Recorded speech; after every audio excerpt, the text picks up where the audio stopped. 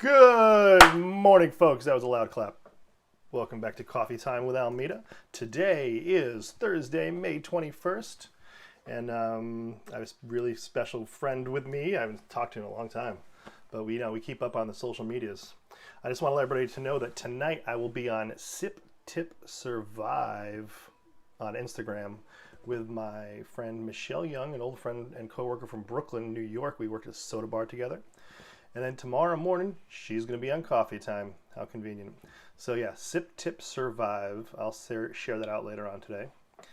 And that's going to be fun tonight at 8 o'clock on the Instagram. So without any more hesitation, let's introduce my guest today, Remy De La Mora.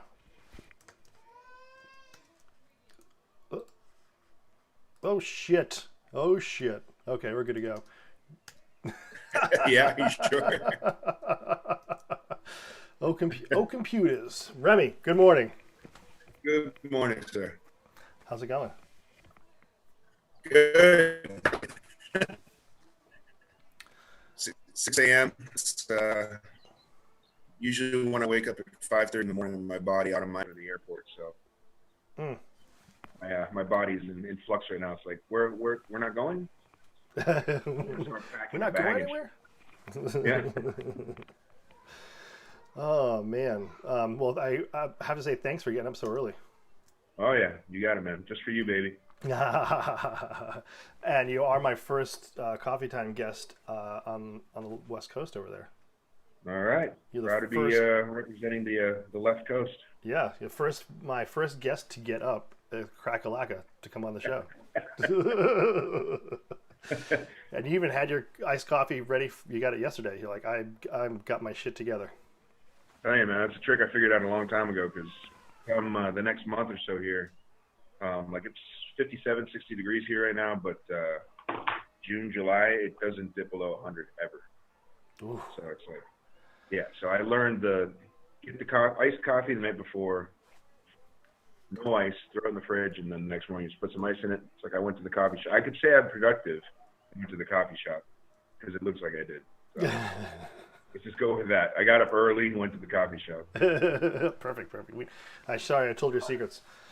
Oh man. So it's really interesting to me that it's too hot for you to grow anything right now. Oh, dude, last year it got so hot that the planes couldn't take off from Sky Harbor. Really? Airport. Yeah, it was too hot for the planes to take off. So, like, I mean, it gets so hot here in the summers that people's rear view mirrors sometimes melt and fall off. Like, you see those videos when you're a kid of like people like cooking an egg on the sidewalk and all that stupid shit. Like here you could actually cook a steak on the hood of your car in the summer. An egg on the pavement. Well, you can do that easily, and then you can cook a steak on the hood of your car in the summer here. Really? That's crazy, man. Why? Well, that's why you leave. Yeah. Yeah. Normally I'd be in Alaska right now if it wasn't for a good friend, the coronavirus. Oh shit! So coronavirus has really screwed you up, right? Because now you're staying in Arizona. Yeah, and I was really looking forward to my little summer adventure, but Alaska's tourism.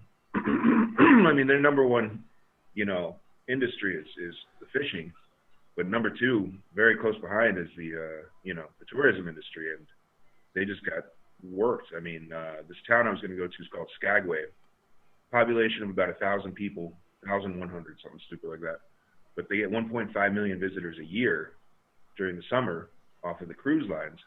Well, no cruise lines means there's no 1.5 million people in this poor town.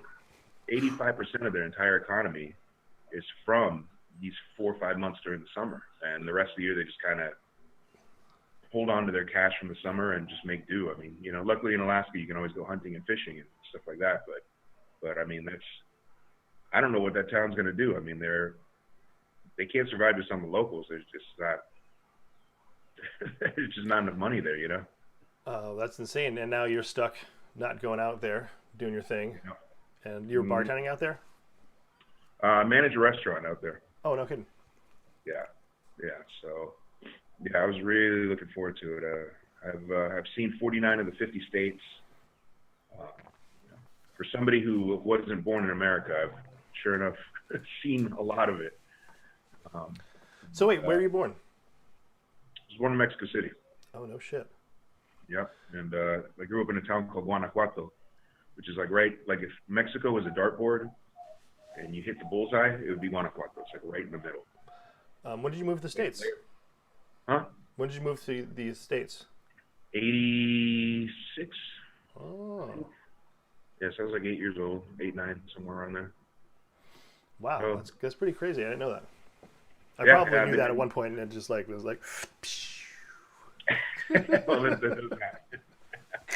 No, it's funny, man, because you know, because I don't look Mexican at all, and my English is, English is perfect. So people assume that I'm American, and here in a state like Arizona, where there's a lot of anti-Hispanic sentiment, I get to hear all sorts of fun things. Oh, dude, it's Ah, crazy. you realize I'm a Mexican immigrant, right? Oh my god. Um, so that on that topic, we're talking about flipping Arizona to a blue state, right? It's it's gonna be close, um, but for the first time, it's actually a possibility, and um, you wouldn't know it walking around. Man, it's MAGA this, MAGA that, all over this place. And this is one of the states where they protested at the city hall.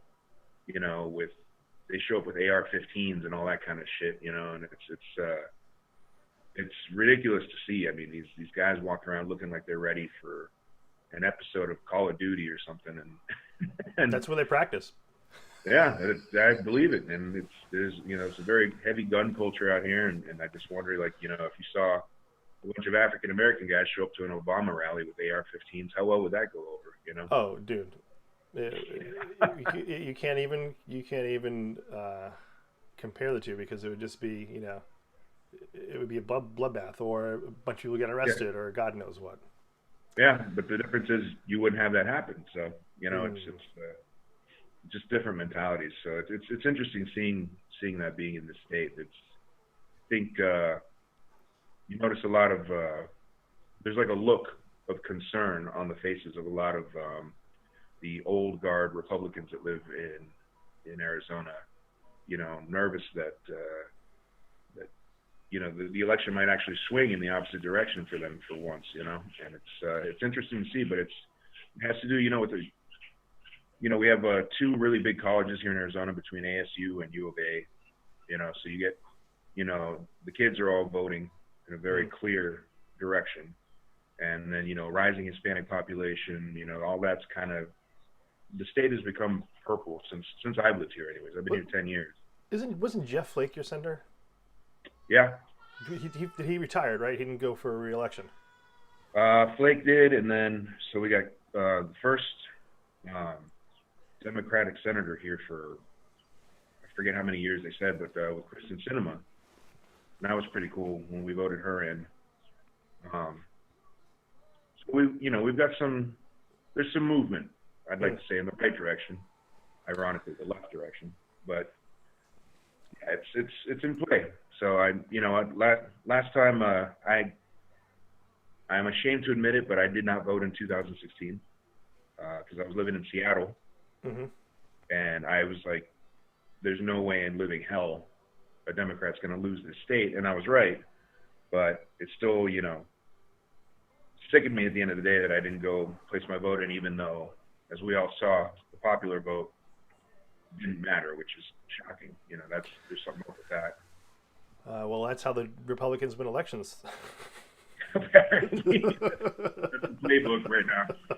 I mean, can you imagine if it was on the other side? Like, oh my God, dude! Like, if a Democrat won the popular vote but lost, excuse me, other way around. Oh, yeah, won the electoral college, lost popular vote, dude. The Yeah. country would burn down, probably. Oh yeah, Who's to say about the Republicans would flip. You think lock her up was bad? Like, it? imagine if Oh, she'd be maybe long wouldn't gone. happen. She'd be impeached, dude. Especially if the Senate had to control the House, the House, and they had the Senate. Oh yeah, no, See she'd be ya. impeached for sure. See ya. And Yeah, and it's the thing that amazes me here is like just, I don't think you have to agree with somebody just because they're affiliated with the party that you might have a tendency toward, and you see a lot of that here is people praising Trump and praising it, but at the same time I'm thinking this guy isn't working for your best interest.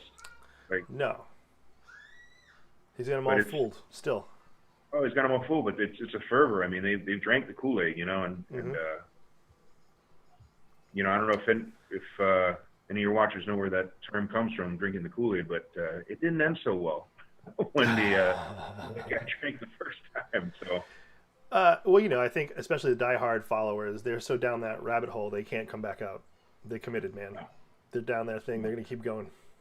No, and they don't care. I mean, what was it Trump said? I could walk up to somebody in Times Square and shoot them, and nobody would care. Like it feels like that. Like these people are any crazy shit he says. Like they're like, woo, Yeah, I mean, he's literally like people are dying. United States people are dying. Oh yeah, it's fucked up. Anyway, so along those lines, you're managing a restaurant right now? Right now I'm just bartending. Nice. I wasn't taking anything with too much responsibility because I have a tendency to travel so much. I just wanted something that I could kind of just up and go, all right, by the way, I'm leaving Alaska for 5 months, see you when I get back. And, as I'm sure in this industry, it's easy to find a bartender, but it's hard to find a good bartender who knows what they're doing, somebody you don't have to babysit. So once you kind of cross into that level of technique, it's easy to get a job, And so this job I have now, I was just like, all right, I can hold on to this. Cool. And I'll be gone. My plan originally was to go to Alaska until my contract was until the beginning of October. And then I was thinking about going and working the ski season like Aspen or Vail or something like that. And then because I was hired through the cruise ship industry, then from there I could go to like Costa Rica or something, or Jamaica or what, that was the whole plan. And instead I've spent 2 months watching Netflix. It's too hot to grow vegetables. You can't go outside. What? Yeah. Fuck.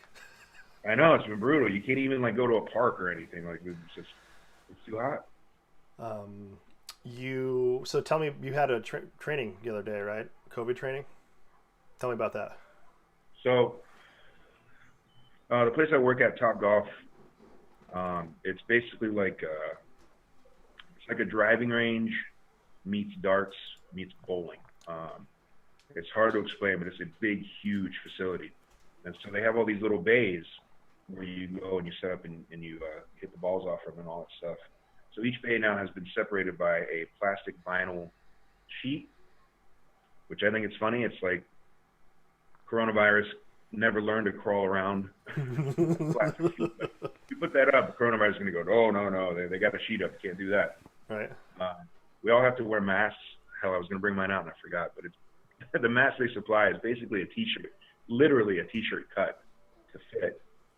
That's not going to do anything, It's there to stop your whatever you're expelling from going all over the place, but it's not protecting you. It's not protecting you at all. No, and then as a bartender, I have to wear gloves, which I also think is completely asinine.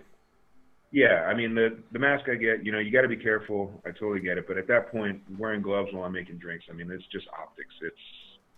I'm not sparing, and anything that would be on the gloves, unless I'm switching gloves every 10 seconds, same thing as having my hands, except now I'm going to have to deal with, you get that bar rot and stuff like that, that's something. And it's a false sense of security on both sides, especially if you are not as experienced as you are, right? You got a newbie in there, right? And they're using the gloves all wrong, probably. Oh, yeah. Instead of washing their hands, now they're just spreading germs all over the place. And I see that happening all the time.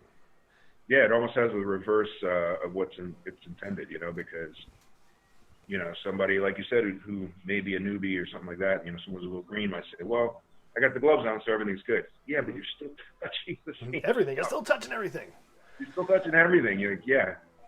So I don't know. I don't know if the gloves are meant to protect us, but it's like you said, it's optics. And I saw a lady in the grocery store the other day, and she had gloves on, and she literally touched. She was looking for peanut butter, and she was touching all of them, looking through to find the one she wanted. And I'm like, dude, what are you? I'm like, what are you doing? What are you I saw a doing? great photo on Reddit of a guy in line at Costco, and he's typing something on his phone. So he took his glove off his right hand, and he's holding it with his teeth as he's typing in his phone. Like, dude, Darwin, where are you? the whole point of the glove thing, like, yeah. Yeah, the whole point of the glove thing. Don't put it in your mouth. You guys are allowed to go grocery shopping and stuff, at least, right? Oh yeah, yeah. In our Stop and Shop, that's where I go here. We also have a market basket, but I will not dare step foot in that building because it's a shit show. Yeah. Oh yes, it's pandemonium all the time. I'm definitely not going there during COVID. No way, Jose. It's less expensive. You know, they have some different stuff, but I can't take it. It's like people come from far and wide to go to Market Basket. I'm like, no, thank you. I love Stop and Shop. I go there like no joke, dude. Sometimes I go there in the morning and at night. Not anymore. Where you go to pick up the chicks, right? Pardon me? Where you go to pick up the chicks, right? Oh yeah. Totally. Hey baby, you come here often, like once a week? Yeah, I come here like once a day. Yeah, so you know, you're always seeing guests from the restaurant in there. You know, high five the Stop and Shop employees, get to see them all the time. And now I go there like once a week, once every 10 days maybe. Really early, so I don't run into anybody. They have a situation there where they let the seniors in early, and then at 7:30. Oh yeah, they're doing that too. Yeah. Yeah, I mean that's smart, you know. So I go as soon as I can. So usually about 7:30. That's when they let the not seniors go in. I was thinking about dressing up like an old person. I mean, I'm pretty much already there. You got the gray going on and everything. Yeah, dude. I had it when we were in college. It wasn't as bad though. It was like only a little spot. It was like a little spot. Like, mine started coming in. I'm getting them here and there, and it looks like your whole beard started coming in a little bit. What, the gray? Yeah. It's coming in a little bit. There's like one gray hair shot out one day and was like, "I'm here, ta-da!" And then the rest are like, "That sounds like a good idea. Like, I want to be gray." So, do they limit the amount of shoppers in the stores there? They do. But it's, you know, it's not an exact science. You know, you got some 16-year-old kid out there, you know, shock on his face, you know, like because of all this crazy stuff, and he's out there with a little clicker. I mean, not to discount the 16-year-old, but at the same time, like, you know, it has make a minimum wage clicking a thing. Yeah. Who knows how right the numbers are? I mean, I think it's still optics. You know, it's here in Arizona. We're lucky we didn't get hit super hard with the COVID, but we have a very large senior citizen population out here. Mm-hmm. There's one town actually here called Sun City, which is basically just a giant retirement community. And I always joke that the sign, you know, "Welcome to Sun City, the last place you'll ever live." And so that's what's been getting hard out here is all the 72% of the cases in Arizona, especially the fatalities, are all coming from the nursing homes and stuff like that, all the assisted living facilities. And so that was the big fear here is we had to really, you know, protect the seniors and all that. But, you know, as the quarantine went on, I've got great quarantine hair going. Nice. Yeah, you like that? I wish I had that. Dude, have you seen this mess? No, I have I have density population spots, area problems. You know, it's like you guys got to move back to the city. Stop going out to the country here. Right. Yeah, we've been lucky, but you know, as the quarantine went on, and people started getting antsier and antsier, you get this belief here especially amongst the Trumpies, that the quarantine was impacting our freedom. Nobody's gonna take my rights. Nobody's gonna take my freedom. Like, dude, this isn't like your normal weekend kind of. This isn't like a, hey, everybody stand because we feel like it. It's like the world. I don't know if you noticed, is on fire. Like, stay the hell home, you know. And there's there's just a backlash against it really hard in the state, like other states that tend to, in the past be more red states, and it's a real anger, like anger at the government, yet they love Trump, which makes no sense. So it's perplexing. Well, they just make no sense. They make no sense. Oh, dude, I know. It gets crazier every day, it seems.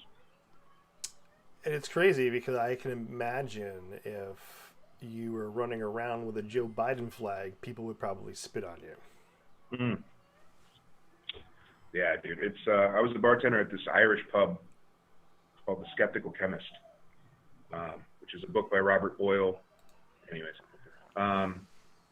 but I had my regulars every day, 4:30, like clockwork. Regulars always show up, all hardcore Republican, veiled racism. He's thinly veiled racism at that. And so I'd hear every day about the the building the wall and those damn Mexicans coming over and taking our jobs and all. I'm just like, okay. So my last day there, I check everybody out. They're like, Remy, we love you, man. We're gonna miss you. I was like, yeah. And, it was interesting being around you guys the past few years. I was like, just so you know, you guys do realize that I'm a Mexican immigrant, right? And there was just this look of like, and you could see them like remembering all the crap they've told me over the years, Jeez. Oh, well, you're different though. I'm like, why? Because you know me. That's the only difference. You know me and my English is good. Yeah, they don't see. It's just their colored glasses on, right? They see what they want to see.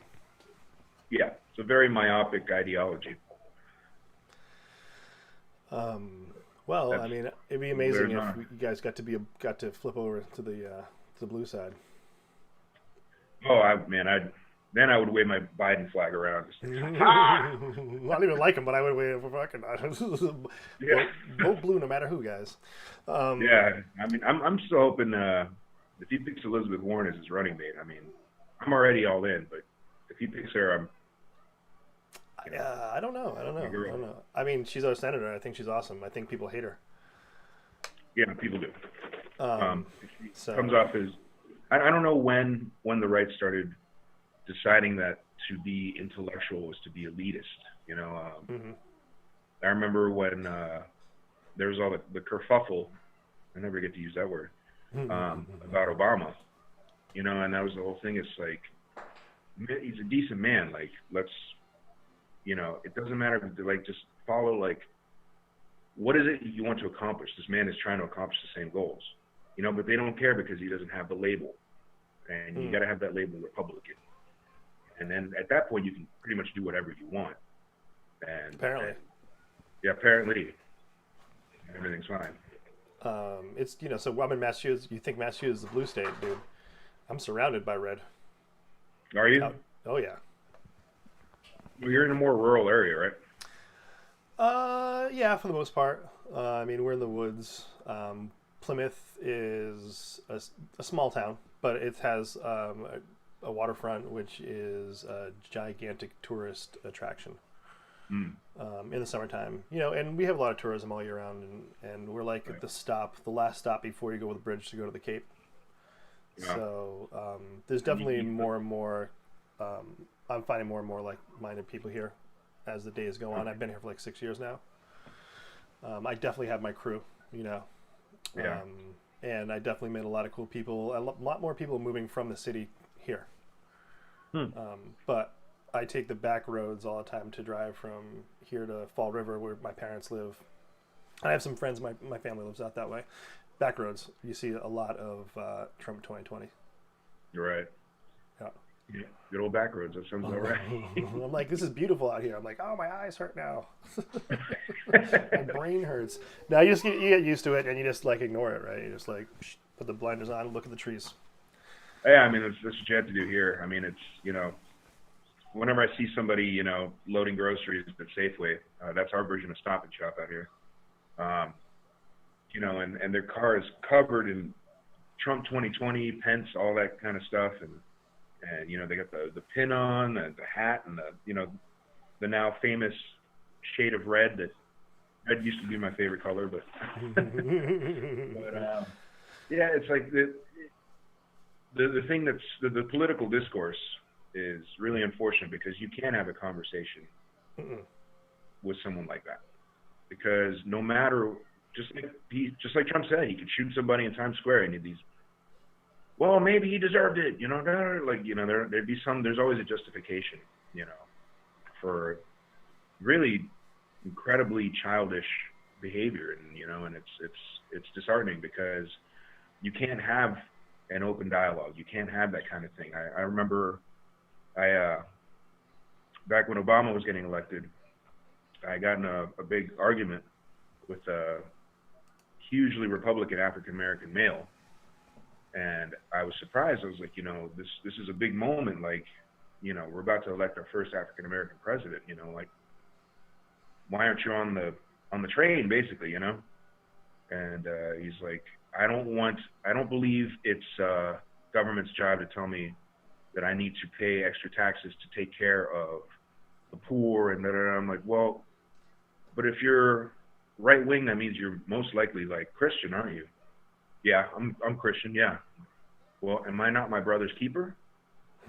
And his response was, yeah, but don't I get to choose who my brother is? And I'm like, oh, no. Since when? How does that work? it's crazy. Yeah. Or my body, my choice. I don't have to wear a mask. My body, my choice. But then once abortion comes up, are you freaking kidding me? Yeah. I've heard those words before, but they weren't for a mask. So they're not even talking about mail-in voting where you are, right? You have to go and stand in lines. No, there's no discussion, and that's, I think that's the new version of, gerrymandering of sorts. It's the new voter suppression, that they're trying to pull off is, I mean, a good example is here, with all the senior population we have and stuff. It would actually benefit them to do mail-in voting here, because the senior citizens have a tendency to vote more Republican here. Excuse me. And there's been no mention of that. It's not even on the table here. I don't know. I don't know if we're gonna do it in Massachusetts. I know you can request one and you can do it. Maybe everybody should just request one and do it, but rallying everybody to do that is it's hard enough to get them out to vote, right? Yeah. And we're a blue state, so we're probably going to vote blue.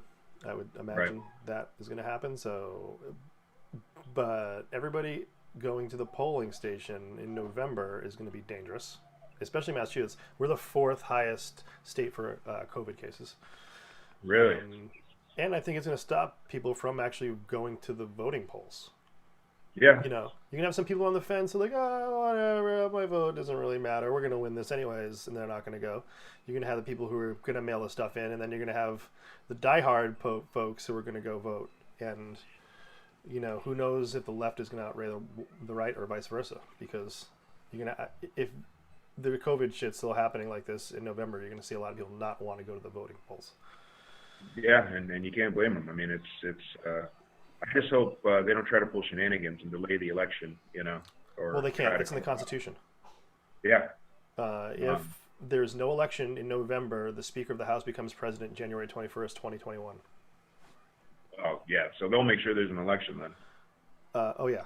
Because the only way that they think that can be ratified is through constitutional amendment, which will never happen. No, certainly not. So, but what they can do is call all mail-in voting fraud. And have the military has been voting by mail for years and years and decades, or maybe they can just make sure that the postal service collapses, and then there's no way to mail the votes in. Yeah, we can pontificate for much longer. Oh, there's gonna be shenanigans, man. I'm curious to see how the whole thing's gonna play out. I mean, if you look at all the polling and numbers right now, I mean, Biden has a clear lead at the moment, but are we gonna get debates? Are we gonna get town halls? Are we gonna get any of that kind of stuff, or is it just gonna be? I don't even know if it even matters. Yeah, I mean, I think at this point, Johnny Woodward says, "Oh Jesus, you two." Johnny. Johnny, Yeah, what's up? The good man. I always used to refer to Johnny Woodard as the voice of reason. Actually, my friend Sharon Gray says that this morning on the news it was reported that my hometown has the highest number of coronavirus cases in the state of Massachusetts. Wow. Fall River winning again. Fall River, huh? And my parents live there. You know, they're like in their late 60s. They got, you know, complications. They're gonna be in deep shit if they catch it. Yeah. It's my mom's boyfriend. I mean, they're basically my stepdad at this point. They've been together like 15 years. He's had 2 strokes. He has a bad heart, and so, you know, every time I come back from being out, I have to, you know, disinfect everything and wash everything down, and just for his sake, you know, I'm pretty sure I have like 90% certainty I had the coronavirus back in February. Mm-hmm. So whether or not those antibodies, whether you can't double dip, I mean, the figures still kind of bounce back and forth on that.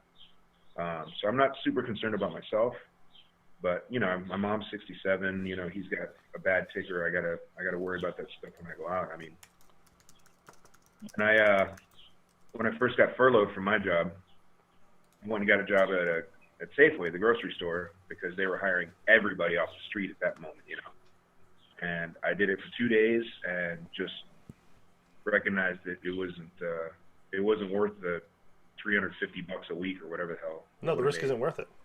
And so my only problem was it took me weeks upon weeks upon weeks and literally hundreds and hundreds of phone calls to get my unemployment sorted out. So that was the only thing that sucked about that. There was one day when I finally got the unemployment sorted. I'm not exaggerating. I called them 186 times. Are you serious? Yep. So dude, there's not even a number. You can't even call anyone in Massachusetts. There's not a number. There's not a number. Nope. Jeez. My wife is still trying to get her stuff straightened out. She and I took me a few weeks. So like the first 3 weeks, I didn't get it. So she just got laid off recently. Jeez, man. Well, sorry. It's been. I don't even know. I had no concept of time. So she's furloughed. She's furloughed. I'm sorry. I'm giving improper information on the internet. I am fired from my job. I'm just gonna say right now, I don't know what I'm talking about anything. So don't listen to me, please. Yeah, when this whole thing started, I mean, man, like, you know, I went from working at the place I work at. The closest I get to anyone saying good job is the fact that your average bartender where I work makes 22 hours a week, and I was always clocking in over 40. Wow. So I went from that to suddenly just laying in my room all day watching Netflix and playing video games, and it's you know, that was a good time. I'm writing a book. Of course, I'm a musician. I've got all this stuff that I could be working on, but I noticed between, you know, all of our friends are musicians, obviously, and artists and all the light photographers and such. And I noticed a general malaise amongst all my other friends that were quarantined, that nobody was producing anything. There's like this weird pseudo depression that kind of set in because there's like nothing to do, you know? Mm-hmm. It was weird going from that to that. So it was nice to get out of the house to go to the grocery store to work just to get out of the house. But then it just, like you said, it just wasn't worth it. So instead I just stayed home and lived on Netflix for 2 months. Oh man, you watched a lot of stuff. You watched Ozark? No, I keep hearing it's good though. Oh, dude, you haven't watched Ozark? Come on. I haven't watched Ozark. Hey, I like Jason Bateman. What have you been? Then yeah, the show is awesome. He's a great reason to watch the show. Yeah. What did you watch on Netflix? Anything good? Oh my God. All over the place. Lock and Key was really good. Oh, I haven't watched that. Yeah, it's really good. It's you know, it's got a little fantasy element, kind of magic-y stuff, but it's done really well. Narcos, of course. Narcos. When I grew up in Mexico, my dad was into some shady shit, and like his official title was he was a cement salesman. Sounds like The Sopranos. Nice. Making But beats. the more I've watched shows like Narcos Mexico, I have a pretty good grasp of what he was actually up to. And so watching a show like that kind of brings me back. I have these memories of all this stuff that happened. I'm like, I remember that, you know. It all takes place in Guadalajara, and that's where my dad was traveling back and forth from Guanajuato to Guadalajara and all this stuff. And so that's a fascinating show for me, just on a personal level. But there's a lot of great stuff. It's just you get like fatigued, like, you know. It's especially as a writer, you know, I'm paying attention to the story arcs and the way everything's presented and the exact verbiage used. And after you watch 10 shows in a row, you start seeing all the character arcs before they develop, and you can kind of, you know. Oh yeah. It's just fatigue sets in. You're like, I don't even want to watch Netflix anymore. Yeah. But I saw you playing some guitar on the internet recently. hmm Yeah, I'm trying to get my chops back up. I definitely, you know, when we were in college, you know, I played bass, but now I play guitar mainly because it's portable. It's Sure. to take a piano to the beach. Trying to get my chops back up, get back to doing it. I'm trying to get this book written and you know, hopefully published. And you know, there's stuff going on. It's just about getting the gears turning again. You know, once you've gotten used to this terrible habit of just laying around watching TV all day. You know, I was going to the gym still and stuff like that. Well, your gyms were open? Huh? Your gyms were open? No. Oh, okay. No, my mom works as a personal trainer at a tiny little gym. So at the most, at full capacity, there's maybe 4 people in there. So Gotcha. she had keys to the gym, so I could still go to the gym. I could be the only one in there, you know. Oh. But that was like a little novelty that I had that most people didn't.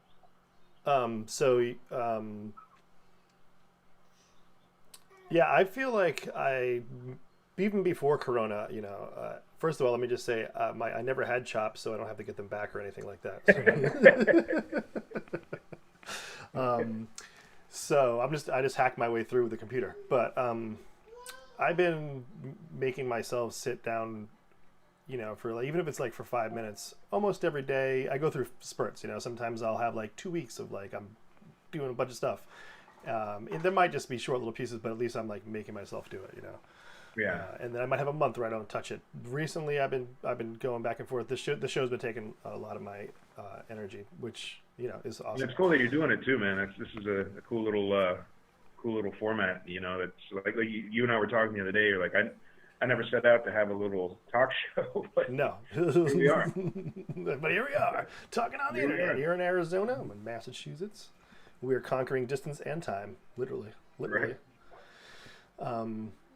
Have you been writing music, or are you just like doing cover tunes or jamming? I both.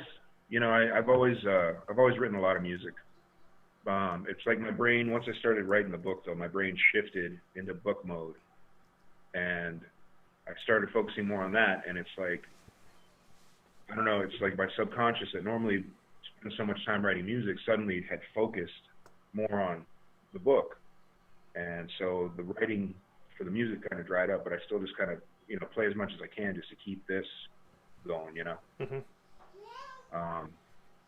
But yeah, my focus has been primarily on the book lately, and I just got to get back to writing. You know, it's like a train. You know, it takes a lot of energy to get the train moving, Mm-hmm. but once the train is moving, it's really hard to stop. Yeah. Like, Oh, totally. It takes a lot of shit to get that train out the gate. You know. It's about routine too, right? If you get in a routine, that helps out. Stick that in your routine. Yeah. I like to go to a place called Coffee Plantation. I like to go down there and sit and write and be one of those multiple people sitting there with headphones on, typing away. The old world. Huh? The old world. Yeah. Exactly. Oh man. So what are you looking forward to the next couple of weeks? Well, I don't know if I'd call it looking forward to. It'd be more curiosity. My fear is that because you know, now that states are opening up and stuff like that, I think I saw yesterday 17 states have reported an automatic uptick Mm-hmm. in their cases. And so my fear is that we're going to open everything up and things will go really bad again. And then do we close down again? Like, what happens at that point? I mean, I almost get a sense that a lot of people, and especially this administration, has basically resigned themselves to the fact that, you know what, people are going to die. That's just what's going to happen. And that's what it feels like around here. It's like, I saw I'm on Reddit all the time. I saw a great thing. There was a tale of two Americas, and there was a little African-American girl holding a sign in Flint, Michigan, saying, we haven't had clean water, since whatever the date was. It's been a while, far longer like 5 years. Yeah, it's been like 5 years. And then next to that was a picture of two people holding a sign, I want a haircut. It's like, all right, like, the priorities are just unbalanced, Like, we got to make sure we open everything up so that people have to go back to work, and I get it. I mean, it's a tricky balancing act to get a pull, but I just worry that we're doing it too soon. And so not so much looking forward to. I'm just kind of like like a lot of people, especially in this industry, kind of just watching with bated breath to see what's going to happen. It's. I mean, let's face it. 2020 has been nothing if not full of unexpected surprises, if you will. Oh yeah. I remember. Hey, turn your. Yeah, perfect. Thank you. Yeah.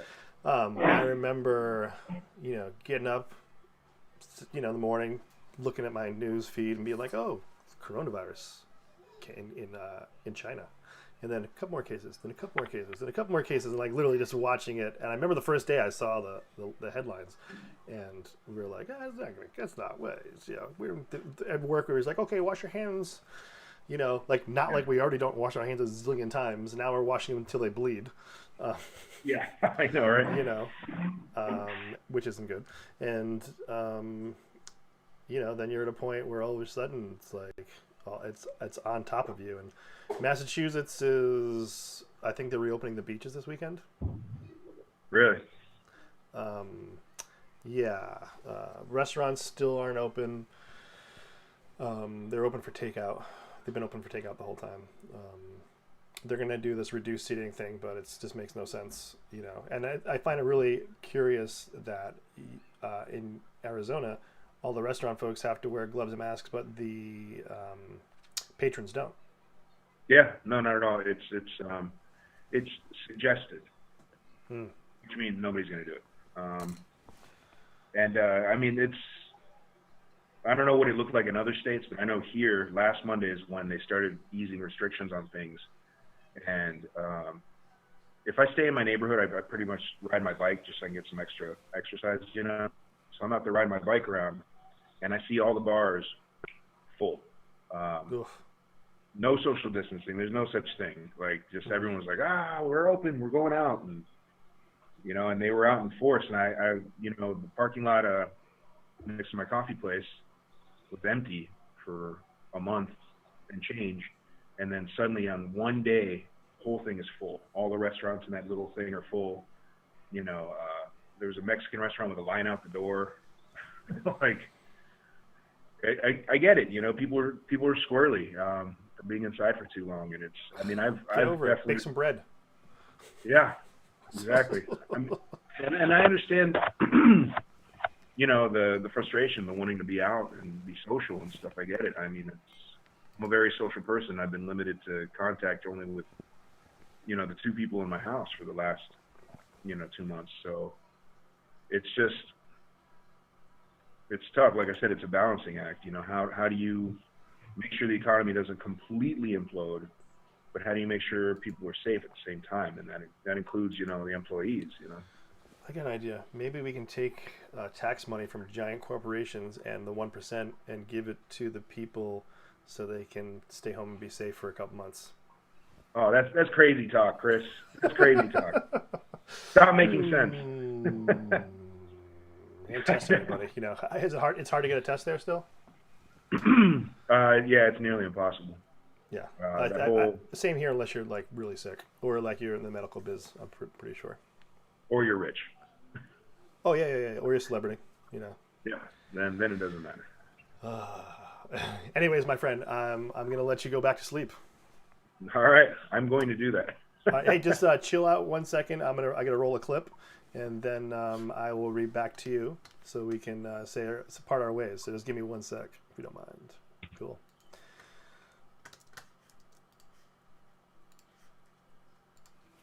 All right, folks. How about that? Our first guest visiting all the way from Arizona, getting up early, coming to talk with me. It's great. I don't know if you guys noticed, but this little picture here. My background is my first round of chicks that were actually mailed to me. Yes, I got chicks in the mail. Can you believe it? Yep.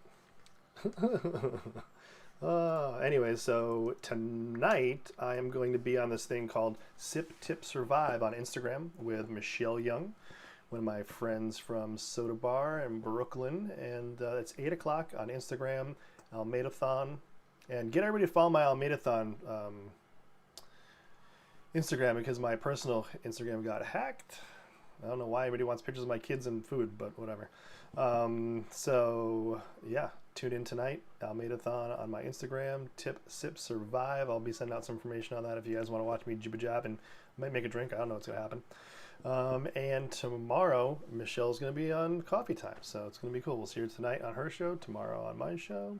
And yeah, I'm just gonna see you guys. Enjoy the beautiful day. Do some planting or running around in your backyard. And yeah, I'll see you guys tomorrow. All right, I'll leave you with the outro. See you tomorrow. Coffee time with Almeida. Every weekday at 9. Won't you join me for a really fun time?